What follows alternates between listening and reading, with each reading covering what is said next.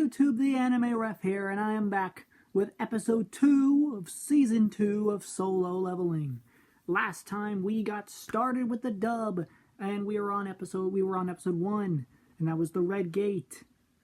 And I'm gonna say this again. I've read the source material, but because I am such a huge fan of Solo Leveling, I'm also watching the episodes as they release. Okay? So, that means I'm always going to be a little ahead.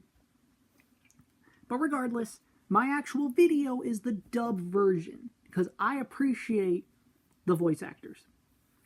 Now, anywho, last time we were inside the Red Gate, and we had our team split up, and some ice bears. We got an awesome soundtrack in SHADOWBORN. I love that song. I'm predicting that we're going to get SHADOWBORN 2 more times in this season. If you know the fights I'm thinking of, then you know. Potentially 3, but I don't think SHADOWBORN will work for that 3rd one that I'm thinking of. I'm a little hesitant to talk about those in general because I may claim that I'm a Manhwa reader and that I have read the whole story, but I don't know if my viewers are that way.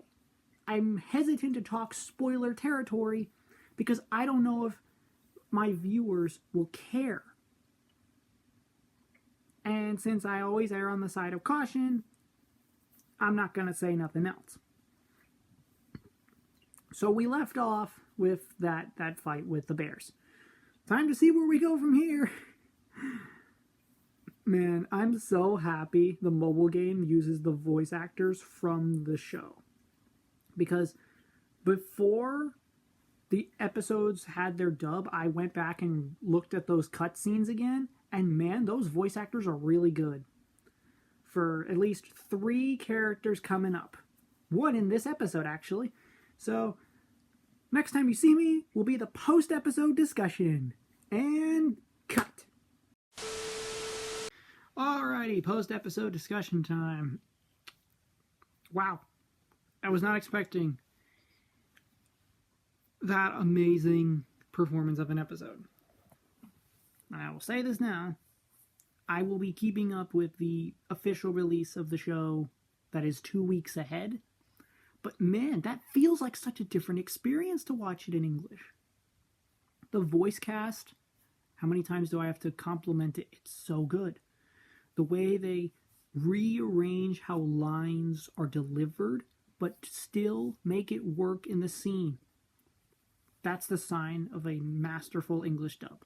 When you can take the same sentence, say it a slightly different way, but it still works in the scene, and it still works with the pre-existing animation. It's brilliant.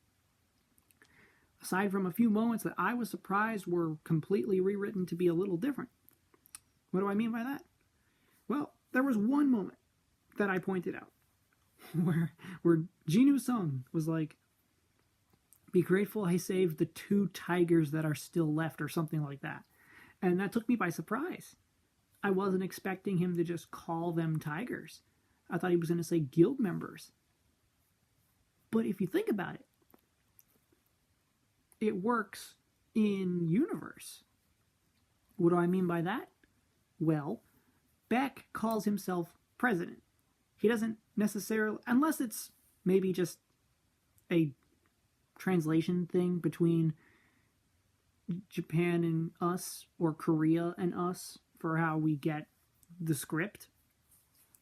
But I don't think Baek calls himself a guildmaster. He calls himself president.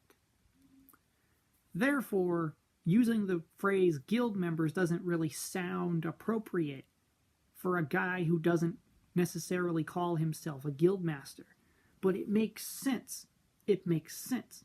If you know something, I'm going to now speak a little bit about some novel spoilers. Not even manhwa. At least I'm not sure if it's relevant to like Baek's backstory. It could be stuff in the mobile game too. But it was revealed that Baek left the Fiend Guild.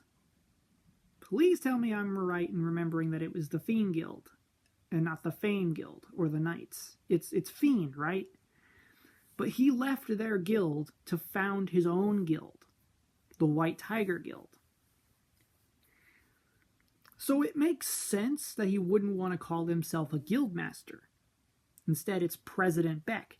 So Sung saying your tigers not only is a cool way of rebuttaling what Baek said, but it's a cool way of rephrasing it. Am I making a big deal about this? Maybe. But once again, I'm a person who's very particular. I love little details. There's always a reason for something. And I know that as an artist and as a designer, you never do something without a reason, a motive. You always have that kind of drive to do something a specific way. That's why I'm talking about this at all. Because you wouldn't make a change like that without a reason. Now, for the rest of the episode, I'm thoroughly impressed. Patrick Sates knocks it out of the park, as usual, when it comes to his roles. Unfortunately, his time is now over in the show because of things that happen. But he just nails characters that go off the rails.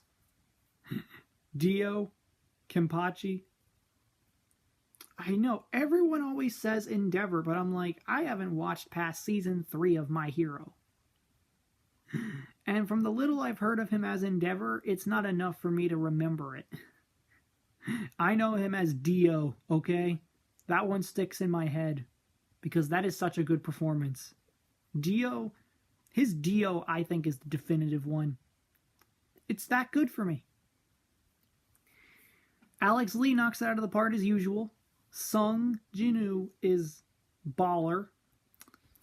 The fact that they were able to make the conversation scene with Barca actually work with the voice modulating and making it sound like an alternate foreign language, they did a good job with that. I'll give them that. The Barca fight itself, although I should say this, he calls himself Barca. B-A-R-C-A. Not Baruka. B-A-R-U-K-A. Which brings up the question, why are there two different spellings? Why is there a different translation? I don't understand. But this one's a very simple one. It's very minor, so I'll leave it at that. I mentioned in the reaction itself a very, very different example of a translation that is completely different. And it's for something that'll probably happen in like a week or two, depending on where the Japanese version is. But when we get to that episode in English, I'll make a point again. Anywho, Jinho is Jinho. He's a guy that still lacks certain social awareness. And if you really wanted the answer to that question, Jinho, you should have asked for more information. Because he was totally misunderstanding that situation. One last thing. Iron. I made a point about this in my reaction, that if people didn't quite catch what Iron did when he yelled, and it was a red aura, that's a taunt skill. It's supposed to draw aggro. Because, like, whenever he yelled like that, Barca switched his target immediately. Because that's always a cool thing. You always would want a tank with a taunt skill.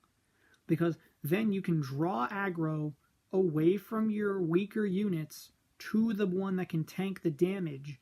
And because they're focused on the taunt and they can't do anything else, your other units are then free to come in and attack. I'm so grateful that it feels like a video game strategy, because it is. Iron had to use that taunt twice. And then, of course, Song and Egress, all three of them. And it was close. close enough that the system wasn't willing to give him Barca.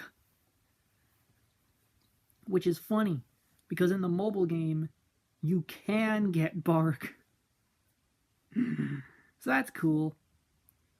The game doesn't matter in the grand scheme of things. It's just a cool, what if you're able to get Barca as a shadow?